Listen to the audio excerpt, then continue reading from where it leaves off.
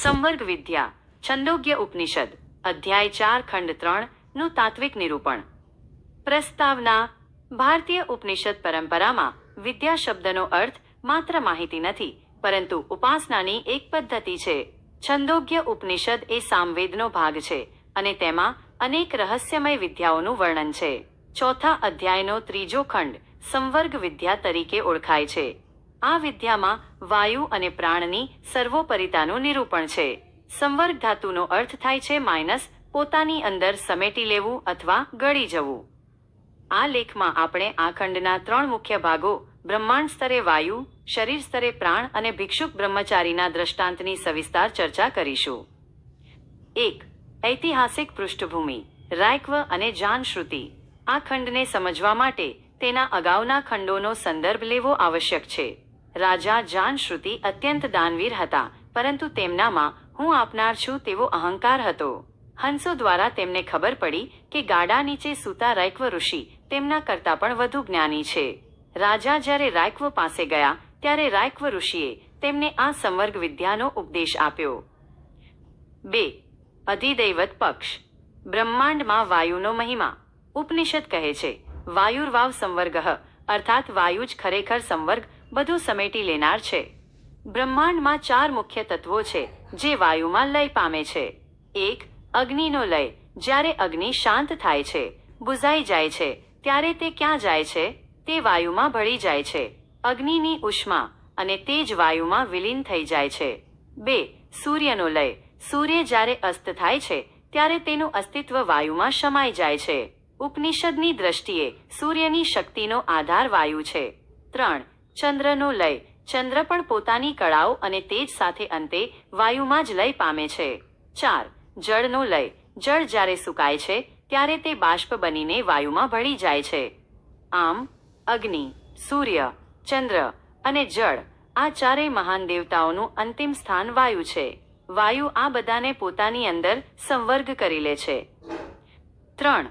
અધ્યાત્મ પક્ષ. શરીરમાં પ્રાણનો મહિમા. જેવી રીતે બ્રહ્માંડમાં વાયુ છે, તેવી જ રીતે મનુષ્યના શરીરમાં પ્રાણ સર્વોપરી છે. 1. નિદ્રા અવસ્થાનો તર્ક. જ્યારે મનુષ્ય ગાઢ નિદ્રામાં હોય છે ત્યારે તેની વાણી, શબ્દ બોલવાની શક્તિ પ્રાણમાં લય પામે છે. તેની આંખો જોવાની શક્તિ પ્રાણમાં ભળી જાય છે. તેના કાન સાંભળવાની શક્તિ અને તેનું મન પણ પ્રાણમાં જ વિલીન થાય છે. 2. પ્રાણની સર્વોપરિતા. નિદ્રામાં માત્ર પ્રાણ જ જાગતો હોય છે. બાકીની બધી ઇન્દ્રિયો પ્રાણના આશ્રયે વિરામ લે છે.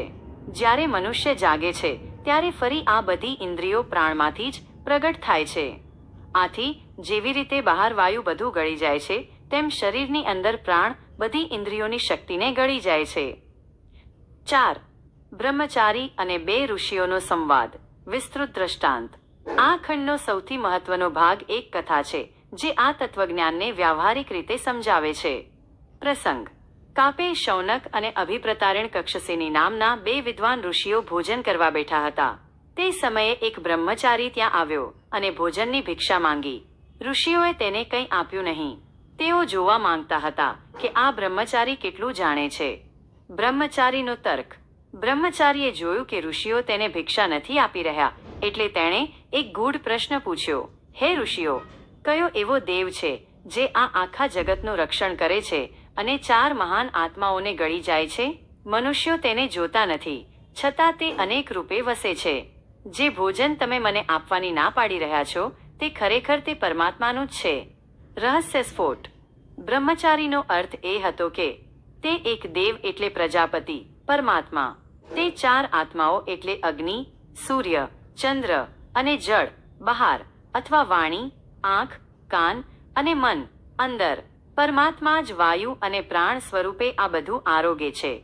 ઋષિ શૌનકે આ સાંભળીને વિચાર્યું અને સ્વીકાર્યું કે આ યુવાન સાચું કહી રહ્યો છે. તેમણે કહ્યું, અમે જેની ઉપાસના કરીએ છીએ તે આત્મા જ છે જે બધું જ ગળી જાય છે, છતાં ક્યારેય ખૂટતો નથી. ત્યારબાદ તેમણે આદરપૂર્વક બ્રહ્મચારીને ભોજન આપ્યું. 5. પંચક અને પંચક. 10ની સંખ્યાનું મહત્વ. આ ખંડના અંતે એક ગાણિતિક અને આધ્યાત્મિક રહસ્ય છે. અધિદૈવત પંચક. વાયુ વત્તા અગ્નિ, સૂર્ય, ચંદ્ર, જળ બરાબર 5.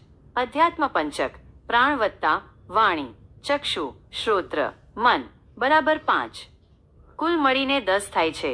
ઉપનિષદમાં 10-10ની સંખ્યાને કૃત પૂર્ણતા માનવામાં આવે છે. વિરાટ પુરુષના 10 અંશ તરીકે આની ગણના થાય છે. જે મનુષ્ય આ 10ના રહસ્યને સંવર્ગ વિદ્યાને જાણે છે તે અન્નનો ભોગતા બને છે અને તેને ક્યારેય કોઈ વસ્તુની ઉણપ રહેતી નથી. 6. દાર્શનિક નિષ્કર્ષ. સંવર્ગ વિદ્યા આપણને શીખવે છે કે 1. એકતા.